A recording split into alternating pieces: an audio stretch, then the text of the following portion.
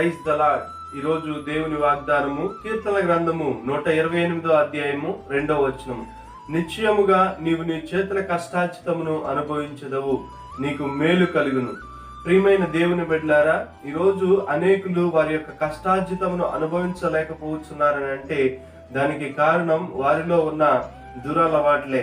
పొగ తాగడం, మద్యపానం సేవించడం, జోదము ఆడడము, అక్రమ లైంగిక సంబంధాలు వంటివి వారు కలిగి ఉండడాన్ని బట్టే వారి యొక్క ధనం అంతా పరుల పాలవుతుంది.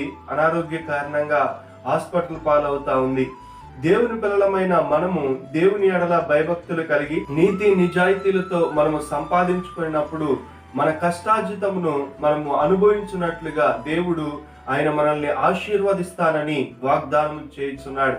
కనుక ఇటు వాగ్దానం నందు విశ్వాసం ఉంచుదాం. వాగ్దాన నెరవేర్పు మన జీవితంలో కలిగి ఉందా. దేవుడు మిమ్మల్ని దీవించి ఆశీర్వదించును గాక.